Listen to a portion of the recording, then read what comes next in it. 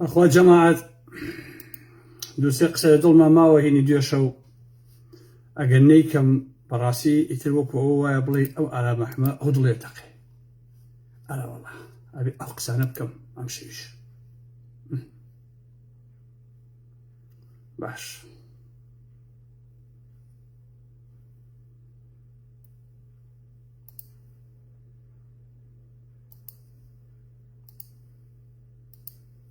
بەخێر بێن خۆشەویستان وەکو وتم هەندێک قسە ماوە هینی دوێشەو نەم کردووە ئەهاڵێن شتەکەی تیا ماوەتەوە تیا ماوەتەوە بەخوا براو قسەنە نەکەم هین ناکەم یعنی خۆم بە قەزار بارەزانم ئەرە وەڵا هەمووتان بەخێر بن سەر چاوی بناتن خۆشەویستان بەخێر بن یەکەمیان لەو ترۆرەی ئەمڕۆی ڕانیەوە دەست پێ یەکەم و بەیاننامەیەکی دژە ترۆرەکەی پارتی کە خۆی ترۆریستە پاشانیش لەگە وەڵام بە چل پرسیارێکیش ئێمە لەسەر ئەو مەسەلەی نۆشوام سەفا ئەوانە ئیتر بەجێتانەی هەڵم کاتان زۆر ناگرم خۆشەویستانی پیاوانە بۆی دانیشم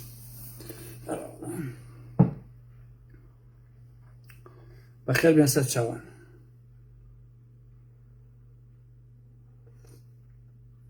ئەوەکە گەرمەوە چیە هەڵوە بۆ نەگەرمە خواوەن تەعالە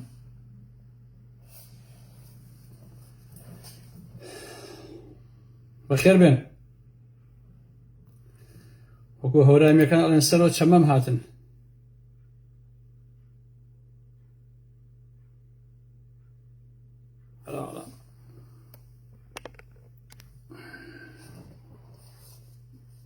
باشە ئاوەجە مەعادیان خراپە وەڵاهی نازانم بەخۆ باش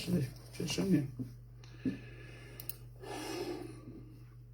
ئەوەی کامڕۆ لەو منتیقەی ڕانیە ئەوانە ڕوویا و ترۆرەکە ئەمە ئیشی یەکەم جاری نییە بەرحاڵ من ئەوەندەی کە دژی خائینی ناوخۆ قساکەم ئەوەندە دژی داجیکەرانی کوردستان ناکەم تورکیا دوژمنە و داجیکەرە هەر چێ بکا بەڕاستی ئەبێ بەلاتەوە شەشی ئاسایی بێ بەڵام بەدبەختیەکە ئەوەیە کە هێزێکی کوردی چاوساخی بکە یان کورد خیانەت بکە بەڕاستی من بێمە ماڵەکەی تۆ نانوچایە بخۆم و دوایش GPS چێ بیبەسی بە شوێنێکم و فڕۆکە بێت بمکوژێت و تەواوە ئازیزان ئەم میلەتی کوردە زۆر سەیرە بەڕاستی ئەرێ هەر بەڕاستی خۆشەویستان ئێوە پێتان وایە هەیە میلەت دەم دنیایە بەقەی کورد خیانەتی تیابێ هەر بەڕێی ئێوە خۆتان بیرکەنەوە تەنها لە پێنای شە لە پێناوی پارەیە پارەش بۆچی بوو ئەم عیدە خوێڕیە باشە یعنی ئەم عیدەیە بووەچی ها کوردی هەی کوردی نەزانی دامای قوڕ بەسەر و ئەزانی ئەگەر چویت بووی بە هۆی شەهیدکردنی کژنێکی دامای قوڕ بەسەر لەبەر لایەنگری پەکەکەی یا گیان نییە هەردوو قاچیلیا پەڕیوە توخوا ئەمە پیاوەتیە تخوا ئەمە شەرەف و ئابڕۆ بۆ ئێوە بەڕاستی تخوا خەجاڵەتی ناکێشن جاسوسی بەڵی تورکیا ئەملا ئەولاکەن بۆ ئەوەی کە ژنی کورد و کوڕی کورد لەو ناوە بکوژێن و شەهید بکرێن برا ڕۆ کوردبوون کارەساتە برانە ڕۆکە عیبە کوردبی باوکەنە ڕۆ باوکم بە شەرەفم نازانم چ بەدبەختیەکە کە ئێمە بە کورد دروست بووین ئەرەوەڵا جا لەسەر بەیاننامەکەی ئەوەشان بۆ خوێنمەوە هیچ ترۆر و هەندێک قساکەم عەزیزان طبعا هەمووتان ڕای من ئەزان لەسەر پارتی یەکێتی و ئەمانە هیچ حیزبێک بە درێژایی 80 ساڵی ڕابردوو یا بە درێژایی 80 ساڵ تەمەنی خۆی تەمەنی پارتی با بڵین تەجروبەی لە ڕێککەوتن لەگەڵ ئەم حیزبە وەرنەگرتووە زۆر سرین ئەم حیزبانە نازانم بۆچی تەجروبە وەرناگرن بە درێژایی ئەو مێژوو کاتی خۆی کاک شانسەفا چوو بۆ ناو حکومەتەکەی پارتی من نامەیەکم بۆ نووسی و تەلەفۆنیشم بۆ کرد کە ئەمە کارێکی خراپ بشە ناو حکومەتەوە سەردانی مەسعود بارزانیەکەی تو ئالەم بابەتانە ئیتر بەرحاڵ هەرچێ جوای بیایەوە جوابەکانی منی یەقناع نەگرت لە دوایی یا ڕۆی کە وەختێک پەرلەمان دەرگاکەی داخرا ویسف و ئان دەرکران و ئالەم بابەتانە تەلەفۆنم بۆ کردەوە وتم کاک نەوشیوا من پێم وتی بەڵام ئاواوتی کاک مەسعود دوێی لەگەڵا کردم ئێوەتم کاکە تۆ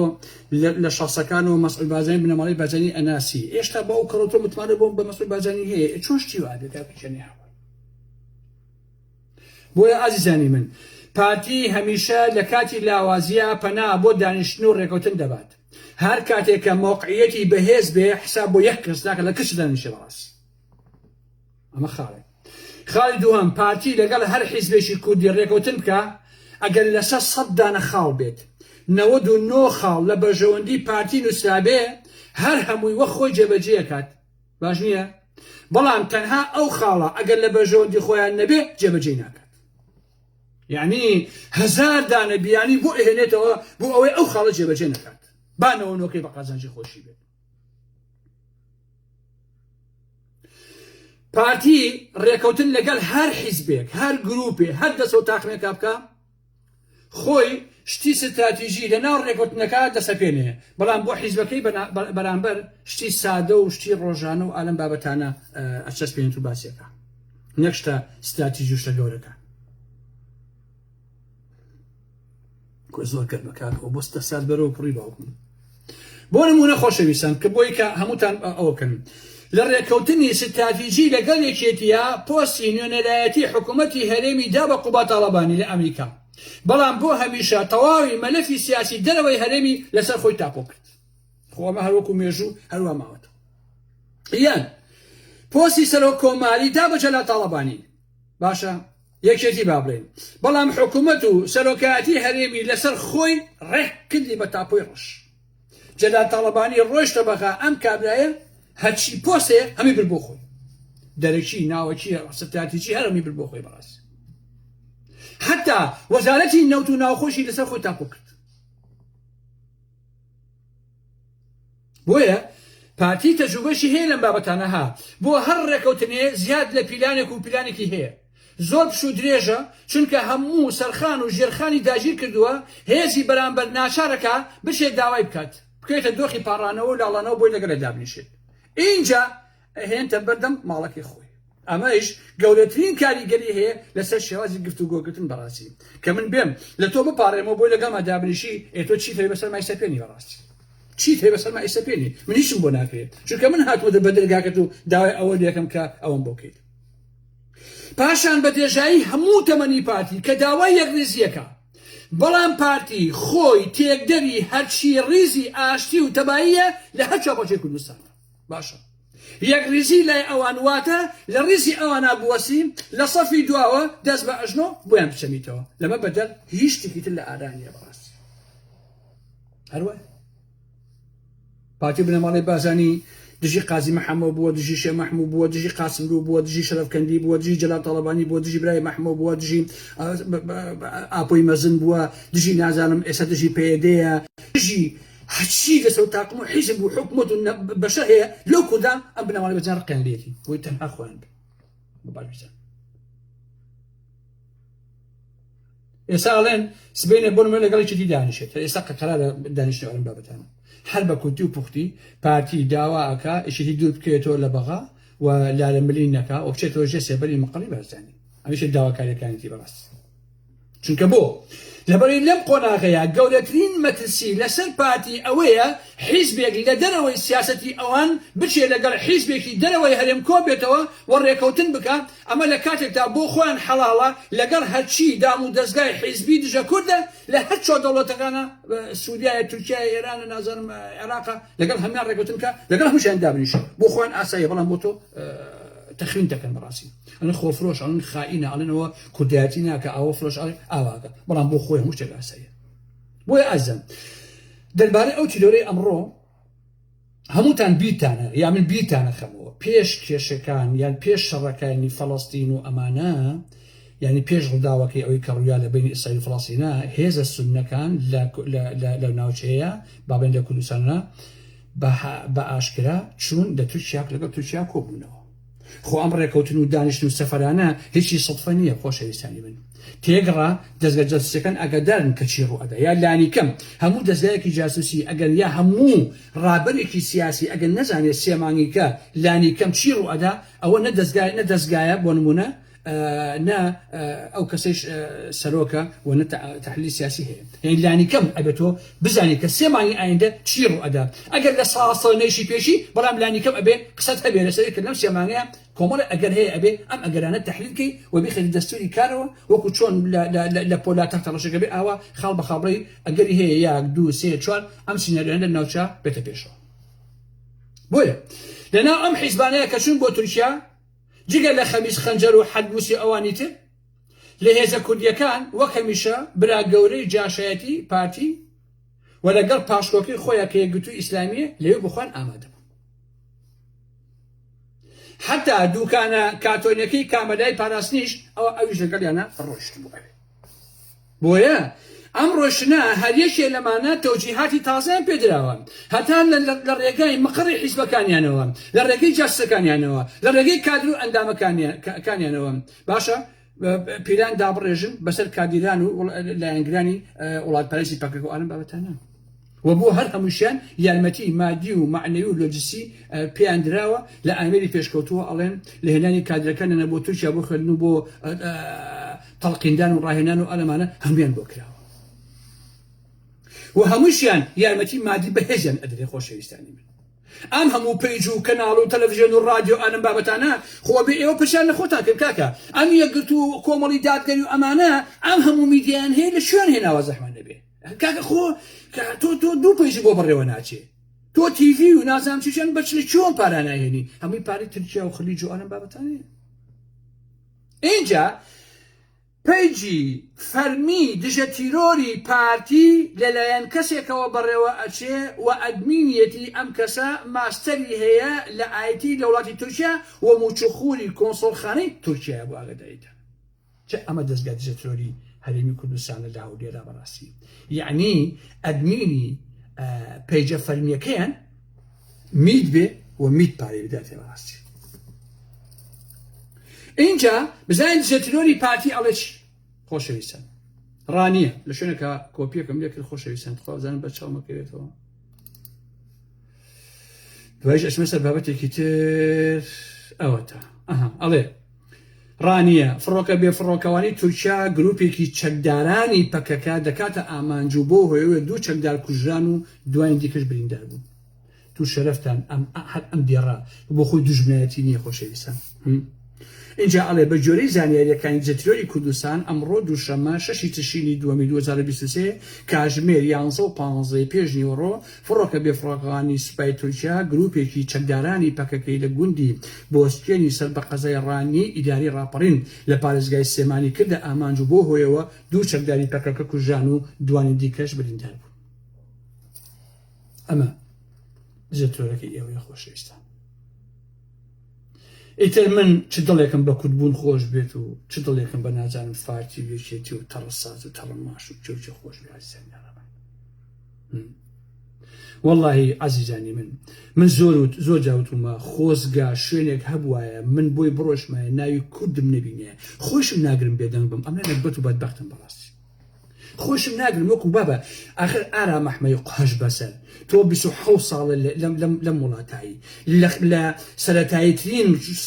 مام و ساڵە خۆشەکانی گەنجیت هایتە ئەم هۆڵەندە هاتە ئەم ئەوروپایە بۆچی نووسی ژیانی خۆکەی بۆ خۆ کاکە گیان عەزیزەکەی من بە ملیۆن کورد لەم باشووری کوردستانەیە ئەوتەن لە ئەوروپا ئەژین هەمووی خەریکی بزنس و پارە و مارکێت و ئیشی ڕەش و قاوەی و فلان و فیسار و ڕابواردن و سەفەر بۆ مەغریب و سەفەر بۆ شیمالی ئێران و ئەچن بۆ نازانم بۆسنا و هەسک و کورە بۆ هەموو دنیا ئەڕۆن کاکەجیان ئارا مەحمەد تۆ دانیشتی ئاخر کەسێ پەنجەی بینارە بێ ئارا مەحمە هاوارکە کەسێ دزیلەکەی ئارا مەحمە بقیڕێنە کەسێ تعدایلەکەی ئارا مەحمە فریاکەوە ڕۆژانە لە تەلیگرامەوە لە نازانم لە پەیجەکانمەوە لە ئەکاونتەوە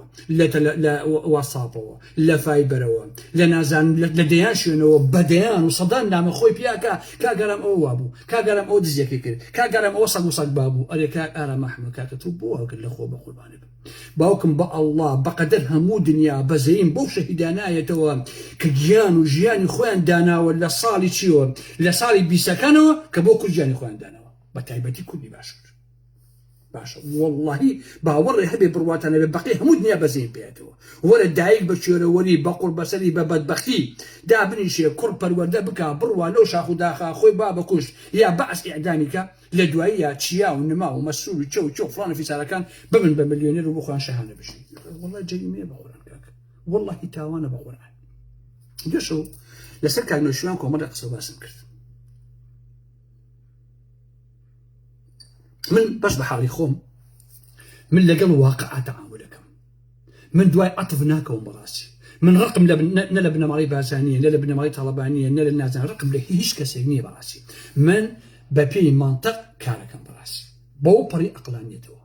من لەسەر خەیاڵ و لەسەر خۆشەویستی ئەوانە کار ناکەم. ئەگەر لەسەر خەیاڵ و خۆشەویستی کارم کردایە بەشەر نەبووە لە ماوەی 10 ساڵە هێندەی ئارام ئەحمەد هاوارکە بۆ نەشوێ مستەفا. هەمووتان ئەو ڕاستی ئەزان کاکە، هەمووی لە یوتیوبا ماوە قسە باسەکانم، هەمووی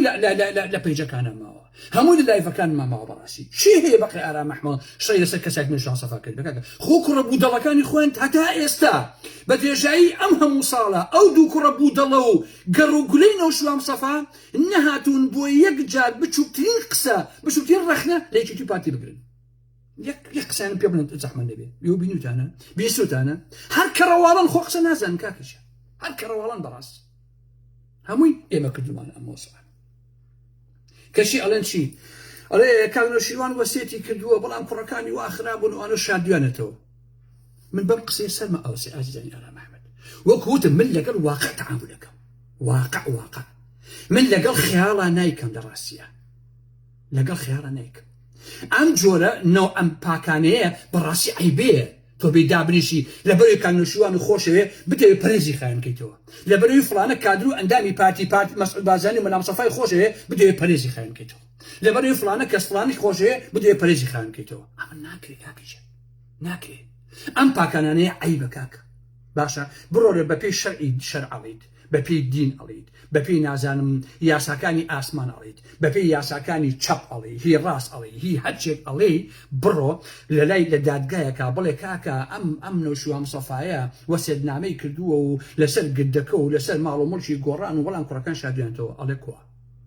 ئەگەر پێو بوو ئەڵێ تەواوە قسەکە، ئەگەر پێو نەبوو ئەڵێ بڕۆ دەرەوە خواحافیزی بێ. قسەی قۆڕ مەکەن بۆ ئارام ئەحمەد کاکە، قسەی قۆڕم بۆ مەکەن کاکە، کەس دانەنیشێ خەریکی پاکانە بێت. باش نییە؟ کەس پەندەی نەبێت. وەڵڵا خۆشێ برادر هەیە لەگەڵ مادا ئەنیشێ باسی کاکنۆشیوە مستەفاکەم هەرچێک ئەڵێم هەڵێ وایە، کەچی لە سۆشیال میدیایەکە قساکە پێشەوانی ئەوە قساکات. باشە کاکە بوو ها باشە پرسیارێک ئەگەر وایە بۆچی کاکنۆشیوە مستەفا لە سەفەری یەکەما کە گەڕایەوە بۆ سلێمانی بۆ گردەکە ئەوە بوو وتیان هینا وتیان نەخۆشە هاگوتی من نەخۆش نیم و تەندروستیم باشە و ئالەم بابەتانە ئالەو کاتەیە بۆچی هەساوە ڕۆیشتووە خۆشەویستانی من چووە کارگەی گاسنەکەی کردووە بە ناوی چیای کوڕیەوە. باشە کاکە ئەمە بەڵگەکەیت، ئەوە بەڵگەکەیت، ئەمە هەموو پشکی کارگەی گاسنەکە لەگە فارقی مەلا مستەفایە هەر هەمووی کاکنۆشیوان کردی بە ناوی کوڕەکەی خۆیەوە، یعنی مەعمەی گاسن بای چەندین ملیۆن دۆلارە کاکەجان. باشە چەندین کەس کە ئێستا لە ژیانە ماون پێی ئەڵێن کاکنۆشیوە مستەفا ئەمە خراپە بۆچی ئەم کاراکەیت و ئەلەم بابەتانە ئەم کارگەیەکی بە ناوی چیاوە ئەڵێ ئاخر ئەمە بۆ مناڵەکانی خۆ بۆ مناڵەکان. باش نییە؟ وەکو ئەم عالەمە توت کەسەکی هەبێت بەس کاکنۆشیوە مستەفا مناڵی هەبێت و کچ و کوڕی هەبێت کاکە ئەو عالەمەشێتی بە قوربانێت. تۆ چۆن خەمی مناڵەکانی خۆتە خەڵکیش خەمی مناڵەکانی خۆیەتی، تۆ بۆ دەستی هەمومانی کرد بە زاخە کاکەجە. یعنی کاکەنەوە خەمی مناڵەکانی خۆی بووە وەکو ئەم عالەمە مناڵەکانی ئەمان بەشەر نەبن و ئەمانە شعوریان نەبێ و ئینسان نەبن و پێویستیان بە ماڵ و ژیان و سیارە و گوزران و ئەلەم بابەتان نەبێ. ئادی خۆشەویستان تو وجدانتان تو شەرەف و کەرامەتان کاکە ئەوە ئارام ئەحمەد خراپە چاوی دەرەهات، بەڵام خۆتان چاو بن و قێرن دەستخەنە سەر شەرەف و کەرامەت و ئابڕووی خۆتان. کام مەسئولی سەرانی یەکی کام کوڕی مەسئولی سەرانی یەکێتی بە کۆن و تازەوە بەقەدەر کوڕەکەی نەوشووە مستەفا خاوەنی پارن، خاوەنی گردن، خاوەنی عەرزە، خاوەنی کۆمپانیا کامیان دەزەحمەت کام کوڕی مەسئولەکانی یەکێتی لە کۆنەوە هەتاوەکو تازە هێندەی کوڕەکانی نەوشووە مستەفا بوون بە خاوەنی پارە. دێ پێم بڵێ زەحمەت دەبێ بۆ ئێوە بۆیان ئەڵێن هەمویان دزن و مەحموود سەنگاوی کوڕەکەی وایە و جەلالی بریکار کوڕەکەی وایە و حاکم قایل کوڕەکەی وایە و مام جەلال پاوڵ و قوباد وایە. ئەی بۆ لە بەرامبەر کوڕی نەوشووە مستەفا لاڵ بوون قسە ناکەن؟ چی جیاوازیەشیە کاکە؟ ئەگەر قەرارە دزی هەبێ بەر بێتە خوا دز هەر دزە کاکە.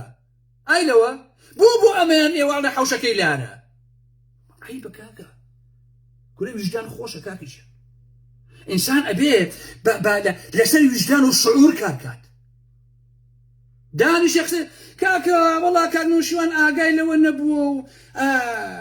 جاسم ماوەی وشار عەبدوڵڵا ئەوتارێکی نووسی بوو گردەکە موڕچی چێ وتە موڕچی ئەوەیە کە بە ناوێتی تاپۆکەی جیفانی چای موڕچی ئەوەیە خۆ من مەتەڵ نییە کاک وشار عەبدوڵڵا ئێستا ئیتای جوازی لەو بەزمەیەنە کاکە ئەیدەوە گردەکە بە ناوی شێوە بێ مڵشێ و کەسە دەخۆمە حکایەت نییە بە قوربان بۆڵی گردەکەی چیە هیچ یاو نمایە اینجا هەمووتان ئەزانن کاک نەوشیروان مستەفا مەلاک نەبووە کاکە کاک نەوشیروان مستەفا بە حیاتی پارەی نەبووە کاک نەوشیروان مستەفا باوکیشی لە برسان بردووە کاکە هەر پارەی نەبووە باوکیشی خانووە قوڕینەیەکی هەیە لە باخی شێخ لەتیفە لەکوێ هیچ شتێکی تری نەبووە خۆ ئەم بنەماڵەیە کاکە خۆ دەوڵەمەند نەبوون ئەم بنەماڵەیە کاکە حتا بنەماڵەی قاڵی حاجی عەلی نەبوون خۆ بە نمونە کاکە بە نمونە بێن بۆ کاکە خۆ فەرقی ناوسەفا نەبووە کاکە خۆ ناسان فایقی کۆڵک نەبووە هیچی نەبووە نەوشیروان مستەفا وەڵڵا نەوشیروان مستەفا ئەوەتەی لەدایک بووە لە شەسەکانەوە لە گۆڤای ڕزگاریەوە وەڵڵا خەڵک پارەی یاوەتێ وەڵڵا خەڵک پێڵایی بۆ کڕیوە بەخوا خەڵک جلوبەرجی بۆ کڕیوە وەڵڵا خەڵک جابانەی بۆ کڕیوە قەسەم بەخوا لە هەموو تەمەنی نەوشیروان مستەفا خاوەنی 2000 دۆلاری خۆی نەبووە بتەمی بۆچی کاکەجە کەواتە چی پارە هەیە ئێستا لە گرینە هەمووی دوێتە مەڵێن وەڵا کاکەجیان ئەمە کوڕەکانی فێڵیان لێ کردو و نازانم ئەگینا کاک نەوشیروان وانە بۆ منیش ئەزانم وەڵا کاکە وەڵا کاک نەوشیروان مستەفا لە ساڵی 91ەوە هەتا ئەو کاتەی کە مردووە لە ژیانە نەماوە ئەگەر بیویستە هەیە دزی بکە ئەیتوانین 100 ملیۆن دلار دزی ئەیتوانی بە ملیار بدزێت نەیدزی بەڵام لە دوجارە ئاوا مرد فێڵزان بوو لی زانی بەڕاستی ویستی هم معنويا خلق بدس خلشي لقلابي وهم ماديا ناتواني تولي لا دو ياري بكي براسي ارام احمد يا ابي الركعه ماده يا ابي الركعه معنويه براسي بياني بروم لقل بارتيا لقل ليشيتيا اتفاقيه كم برومو كدوسان لقل انا كاركم يعني ارام احمد داي برشوندي كان خوي كوتو طواو قوم حكايه اني بقول بانتان اذا ناتواني تو معنويا او هم خلقوها بكاك كاكا خميني كاتك أزالة توشي نخوشي سرطان بوه بل لويك بمريت وسيدنامي بأشكرا بهمو قلاني إيران عليه خلشينا أما وسيدنامي من وكو خميني من نسامانم هي نتوريسي سياسي هي كاك نوشيروان مستەفا أقر راسكا بس أم دوق سيب كده بيوتا من نسامان وملكم هي نتوريسي سياسي هي إيسا إما مانو كاك نوشيروان أو الروحي إيمي تاجي سري إيمي كوركاني خيارين شاين درها بار خيارين بلا نيود براسي كاكا شهيد قاسم لو لشونك عليه قلمكي دستي شم كبي أنو سم هيني حزبه قساكي ديالا أما قسي شهيد قاسم لو كاكي جاب نەوشیروان مستەفا ئەیتوانی بیوتایە قەڵەمەکەی دەستی شەم مڵکی خەڵکە و مڵکی گۆڕانە هیچی هینی منی هەرم قسەی کردایە نەیکرد ئەوە خۆی دانە زیرەک بوو چونکە لێزانی خۆی کرد بە کەڕەی شەربەت بۆ ئەوەی ئاوا مۆزاکە یعنی کاک نەوشیروان مستەفا نەیەتوانی وەسیەت کات و بیداتە دەستی براکەی خۆی کە لەلایە بووە هەر لە بەریتانیا دوو نسخەم لێ کردەوە نسخەیەک ما بە چێوە نەمەسەیەکیش ما بە براکەی خۆم ئەما بە خوشکەی خۆم ئەما بە عومەری سەیعەلی خۆشتێکیانە عەجیب و غەریب نییە يعني ديان دسياو نمو اوان شاء ديانو تو خديان خداي كوراكانيتي نخيرو باكاني براسي واني استايش كا من شان صار سنو شان صفا قران قساكم استايش كلكل ايوا قساكم اماش بو ميجو خلكن ديبا براكي كانوا شيروان كايسا بريطانيا هي لكردستان لجيانا ماوا بابا نوسينيك يان بدنجي خوي بلاي بكاتوا بلد کاک نەوشیروان وەسیەتی هەبووە وەسیەتی کردووە بەڵام کوڕەکانی خوێڕین و دەری ناخەن و شادوێنێتەوە دەبا براکەی کاک ئەو قسەی بکە من قسە ناکەم تەنها قسەی بکە براکەی کاک نەوشیروان مستەفا بەزانانی وایە با بیڵێ ئەگەر ڕاستکە بەڕەسمی بە دەنگی خۆی بیڵێ یا بە مۆری ئیمزای خۆی بینووسێ بڵای بکاتەوە بڵێ وایە کەواتە لە خۆتان ئێوە قسە مەکەن کاکە مەنجەڵ لە کوورە گەرمتر شێتم مەکەن بەڕاستی کاک وەکوتم با فێم لێ نیێت پاشان نمای نەوشیروان مستەفا ماوە بە تەلەفۆنی بە خۆمی وتری کاگەرانجە ئەم سامانەی هی باوکمە بۆ بەجێماوە قسەکەشی ڕاست اینجا پێتان ناخۆشە بڵێم کاک نەوشیروان مستەفا دزی کردووە ئۆکەی کاکە وەکو ئەوەی کەشکۆڵەکەی هێناوی شێشەمۆ بردوێتی نەیدزیوە کاکە بردوێتی باشە مەساقەتان بن بردوێتی نەیدزیوە مشکلە لەبەر خاتی دڵیەوە پاشانیش هەموو ئەندامانی جڤاتی گۆڕان کۆن و تازە هەر هەمووی وایە کاکە عومەری سەیعەلی کە ڕێخەری بژوتەوەی گۆڕانە لە کۆبوونەوەی جڤاتە هەساوەتە سەر پێ بە دەنگ هەیە بە هەموو شتێک هەیە وتوێتی ئەم قسانە چییە ئێوەیکەن ئەم سامانەی کە هەیە گرد و چیچی هەمی کاک نەوشیروانە بەجێماوە بۆ کوڕەکانی و تەواو قسە لەمە ڕوونترە بێ خۆشەویستانی من ها اینجا ئازیزانی من جەلا تەڵەبانی لە بەغا لە گەرمەی کارکردنا وەکو سەرۆک کۆمەڵ جەڵدە لێ ئێیات و کۆتایی پێت ئەمە ئەکرێ تۆ چاوەڕوانی ئەوەی لێ نەکەی کە بێت دابنووسێت نامە بنووسێت و بڵێ ئەمە ئەو وەسێتکە چونکە بۆ کتوپڕ وای لێتوە کار لەو شووا مەسەفا نە جەڵدەی کتوپڕ لێیاوە نە دامی سیارەی کردووە مردووە نە لە ئاسمان لە فڕۆکا بۆ فڕۆکە سوتاگەت وای لێ هاتبێ باش نییە دوو دانە ساڵ لە بەریتانیا بووە ئەیتوانی هەموو قسەی بکە بۆ خەڵک کاکەجیان والله ئازیزان ئەوە نما ماوە ئەوە چیا ماوە تاریخەکەی منووسیوە هەر لەسەر ئەم کورسی خۆم 27 هینی هەمان ساڵ کە مانگی 5 کانگرشوان کۆچی دوایی کردووە دوای 2 مانگ من خۆم قسەم لەگەڵا کردووە کاکە خۆم قسەم لەگەڵا کردووە هەر ئەیوت هەر ئەکۆچی وتم کاکە تۆ وەستە خراپە وتی وەڵی فکر و بیکردنەوەم باشە بەڵام جسم یارمەتیم نایە ئیتر دوای ئەوە خۆ حافزی لەگو تەلەفۆنەکەم داخستەوە ئەو کاتێش ئەیتوانی وەڵا چوار قسە بکات لەسەر مۆزوعەکە بەڵام خۆی نیکرد کاکەچ کەس بە من نەڵێ کاگارام ئەحمەد کاکە وانییە و ئەوە کاک وەسێتی کردووە و کوڕەکانی ئەمن و ئەوەن ئەمە ئاوانیە ڕاستیەکەی ئەمە نایخوات با براکەی کاک نۆرشوان مستەفا کە ئێستا لە ژیان ناماوە بێت قسەمان بۆکە بڵێ خەڵکی کوردستان کاک نۆرشوان وەسێتی کردووە کە ئەم گردە ئاوا لێ بکەن کارگەی ئاسن ئاوا لێ بکەن گۆڕان ئاوا لێ بکەن ئەم کوڕانە خوێڕین شەقاوە و سەرسەرین هەساون ئەمەیان شاردوێتەوە و نایەن و ئەرن بابەتە دەبا بێ پێ لەگە ڕاستەکە باش نییە پاشان لەسەر مەسەلەی هەسانەوە کە دێ شۆ قسەم کێن ئەڵێ ئێوە ئەڵێ سلێمانی نەناسن خەڵک کاکە سلێمانی پێکاتەی سلێمانی و مێژوەکەی هەر بۆ شکڵەیە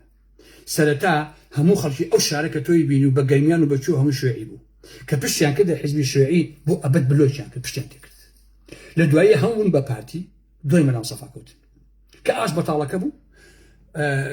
کرا هەمووی پارتی بلۆ کرد تاوە پارتی وە نەگرتەوە پاشان هەموو سلێمانی بوون بە کۆمەڵە بوون بە یەکێتی دوجاریش کۆمەڵە و یەکێتیشیان بلۆ کرد لە دوایە هەمووی بوون بە گۆڕان ئێسەیش گۆڕان و نۆشان سەفایان بلۆ کرد تەواو ئەمە واقعی سلێمانیە ئەوەی ئەو شارە ناناسێ ئەوەیە پاشانش ئازیزانی من خۆشەویستان تکاتان لێ یەکەم دەنگدان عیبە تۆ دانیشتووی هەر لە خۆ وەڵا کاکە من بە شەهیدمان هەیە و یەکێتی ئەمە ئەوە کاکە دەنگوان نادرێ بە قوربانێ بم دەنگوان نادرێ کورە کاکە تۆجێ هوشیاری کاکە تۆجێ شەرافەت تۆجێ کەرامەت عەزیزانی ئارام ئەحمەد من لەم هۆڵندایە کابرایە کە دانیشت دەنگ بە حیزبێکە بەرنامەکەی خوێنێتەوە ئایا ئەم بەرنامەیە چ خێرێکی بۆ ئەم هەیە باش نییە من خۆم بڕۆم دەنگ بەم ئەچم دەنگ بە حیزبێکە دەنگ کە بزانم چی سوادی بۆ من هەیە نە دەنگ نادەم بە هیچ حیزب پێوەڕاستی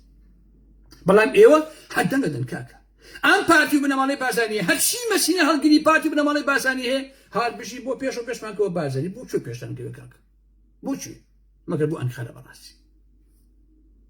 ئێستایش کە لەگەڵ ئێوە قساکەم کوڕانی کاک نۆرشوان مستەفا هەموو مانگێ 50 تا 60 دەفتەر دۆلار پارەشێکی فەرمێنەوە کاکە ساڵانە ئەچێ ئەبێ بە ملیۆن دۆلار باش نییە خۆ فارقی مەلا مستەفا هەیە کاکە بڕۆ قسەی لەگەڵ ئاکەن بڵێن فارقی مەلا مستەفا پێمان بڵێ زەحمە نەبێ هەر لە کارگەی ئاسنە ساڵانە کوڕانی نۆرشوان مستەفا چەند پارە بن زەحمە نەبێ ئەگەر ملیۆنیان نەبرد ئەنیرا قۆڵم ببڕی ئارام ئەحمەد هەموو ساڵێک 1 ملیۆن دۆلار بنمونە جگە لە کۆمپانیای چەندی کۆمپانیانە 6 یا 7 هەیە تەوا کاکەژیان سەردەمانێ وتم کەشم کرد وتم کاکە ئەم کاک نۆرشیوانە هەموو مانگێ 250,000 دۆلاری لێکێتی وەرگرتووە 250,000 دۆلار ئارام ئەحمەد بی ئەخلاقەوە خۆی فرۆشۆ بە یەکێتی و نەخی خۆی بە پارتی و بووە ئەڵێ و کاکە نەوەشیوای نەک دوایی هەموو گۆڕان خۆیان ئێعترافیان کرد بەڕنامەی ڕەسمیتیان بەڵێ ڕاستە ئەوە ڕێکەوتن مانگ لەگەڵ یەکێتیە هەبووە هەموو مانگ 250,000 مان لاهور شەرجەنگی وەرگرتووە بۆ یەکێتی لاهور خۆی ماوە وەریان گرتبوو هەرچی جوێنە ببینیاندا کاکە ئەی توو شەرەفتە عەزیزان ئێستا بۆ نمونە یەکێتی یان پارتی بەیانی تیڤیە بۆ من دابنێت ڤێلایەکم باتێ لە نازانم گردەکوێ نازانم ئەمانێکە هەیە ڤێلایەکم باتێ جوانترین سیارەم باتێ هەموو مانگە 8,000 دۆلارم بداتێ باشە ئین جارە 10-15 کە لەگەڵمان ئیشکەن پارە بە هەر هەمویان بدات باش نییە منیشدا ئیدعایەکەم بڵێم وەڵام من یەکێتی ڕوخێنم کاکە بۆ یەکێتی کەرە پارە بابە هەمووشت دابین کا بۆ کەسێ خۆی بڕوخێنێ شیا چۆنە بێ کاکی جان چۆن یەکێتی پارە ئەیا بە نۆرشوان مستەفا و گۆڕان ئەگەر بزان ئەمە خۆیان ئەڕوخێنن ئەوە ناکرێ کاکە لەگەڵ منتیقا نایەتەوە بە قورئان تەواو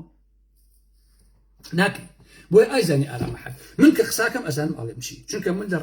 نەتەسیمی عەطف و عەتەفگەراییە بم نەتەسیمی ڕقوقینە ئەبنکاکە من ڕقمەکان لە شۆم سەفا نییە بەڕاستی ڕقمی نییە ئێساشی لەگەڵا بێ هێشتا ڕێزی ئەگرم بەڵام بە من مەڵێن وەڵا کاگارا مەحموود کاکە و کاگنە شوام سەفا پاکە لە مۆزوع ئاو خەتای کوڕەکانیەتی و وەسێتی کردووە و بەڵام ئاوا بە قسە بە خەیاڵ وەسێتەکەیم بەرێ باوەڕێ پێکەم وەسێتەکەی نای نە من باوەڕێ پێکەم نەخوا باوەڕێ پێکە نەعبد باوەڕێ پێکە نەیاسا باوەڕێ پێکە هیچ شتێک باوەڕێ پێ ناکە چونکە ئەم سەردەمە سەردەمی بەڵگەیە بەڵگە تەوا گوت و کرمانچ ئیتر قسە ناکەم خۆشەویستم ئەم لایڤم زیادە بوو هیوادارم کە زۆر باش بن خۆشەویستیم بۆ هەموو لایەکان هەیە خواتان لەگەڵ ئازیزانی ئارامەحمەد